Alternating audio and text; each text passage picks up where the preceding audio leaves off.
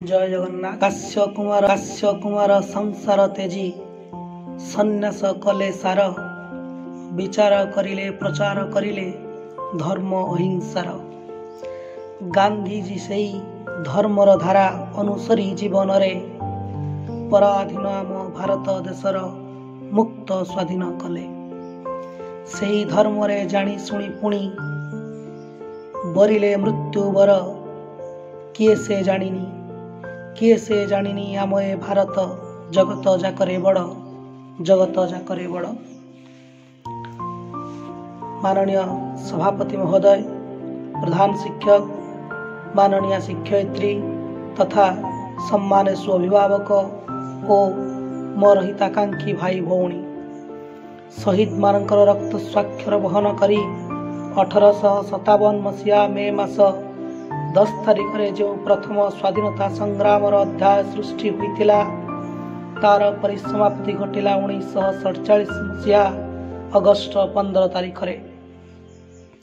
जो माने भारत मातार सम्मान रक्षा पाई निजको आत्मबलि देई शहीद होई जाइछंती, सही मानकर स्मृति उद्देश्य रे प्रत्येक वर्ष जनवरी 30 तारिख को शहीद दिवस रूपे पालन करा जाउछि।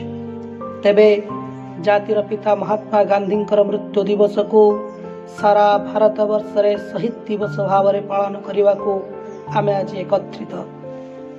स्वाधीनता आंदोलन पाई पृथ्वी पृष्ठ रे जेते महासूर्य महापुरुषंकर अभ्युदय घटी सेमानंक मध्य रे महात्मा गांधी अद्वितीय।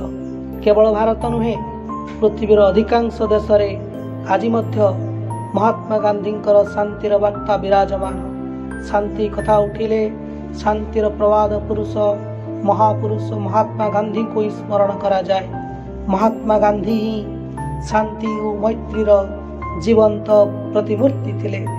महात्मा गांधी प्रकृत नाम थिला मोहनदास करमचंद गांधी। से 1869 मसीहा अक्टोबर 2 तारिख रे गुजरात काथियाबाड़ अंतर्गत पोरबंदर ठारे जन्म ग्रहण करथिले। तांको पिता थिले काबा गांधी और प्रिय जननी थिले पुतुलीबाई। मोहनदास करमचंद गांधी ग्राम्य विद्यालय रे अध्ययन समाप्त करी उच्च शिक्षा पाई 1888 मसीहा रे इंग्लैंड यात्रा करंती। भगवान बुद्धदेवंकर जीवनी और जीशुंकर शांति बाणी पढ़ी तांको मनरे शांतिर प्रदीप जली उठिला। शांतिर वार्ता प्रसार करने को तांकर अद्भुत आग्रह उदय हैला। तेणु से बारिस्टरी पढ़ी जीवनर मध्याह्न रे भारत फेरी आसिले। निहाती सत्यवादी थिबारु आईन चाषर जटिल चाषरे जटिल जालरे से छंदी हुई पड़िले। तेणु से कर्म क्षेत्र रे विशेष कृति हासिल करि पारिले नाही। आळु खोळु खोळु महादेव आविर्भाव हेला परी आईन लड़ू लड़ू गांधीजी दक्षिण भारत रे जड़े विशिष्ट नेता हुई गले। 1914 मसीह रे गांधी भारत प्रत्यावर्तन कले। भारत रे मध्य गांधी लोकप्रियता व्यापक भाव रे वृद्धि पाइला। तांकर त्याग सेवा शांति और मैत्री भाव देखी विश्वकवि रवींद्रनाथ टैगोर तांको सर्वप्रथमे महात्मा गांधी रूपे संबोधन कले। अहिंसा सत्याग्रह और असहयोग भली तीनोटी अस्त्र धरी से विदेशी शासन कल विरुद्ध रे भारतीयों को मुक्त करने पाई प्रतिबद्ध होइतिले।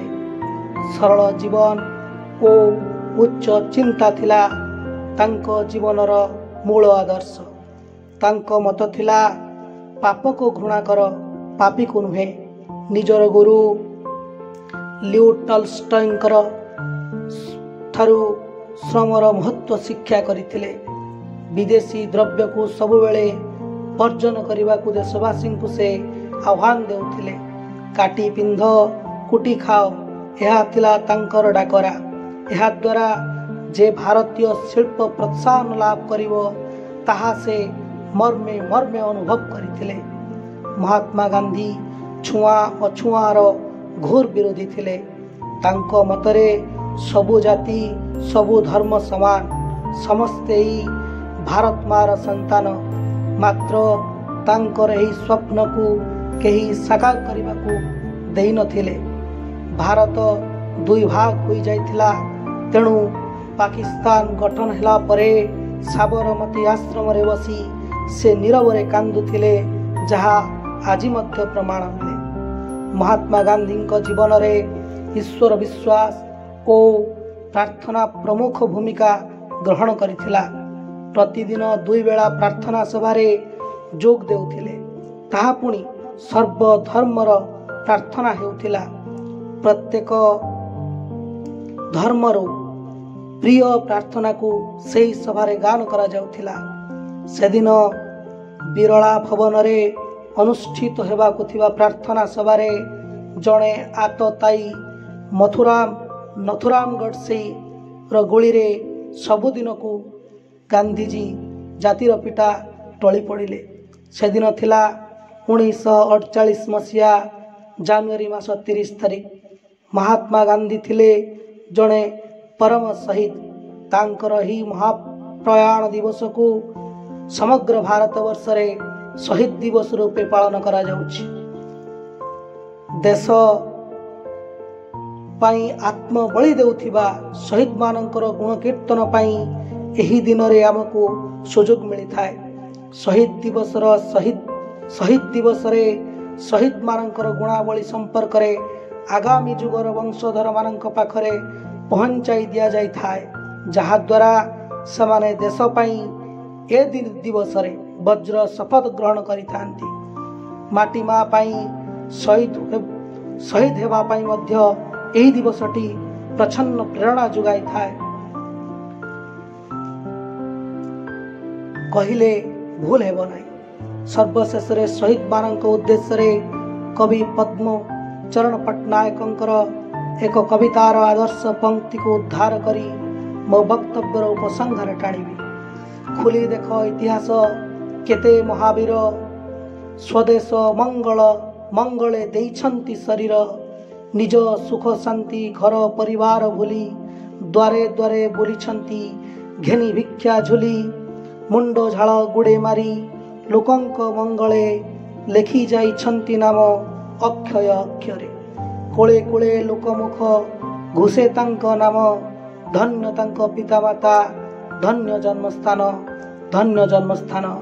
ଜୟ ଭାରତ।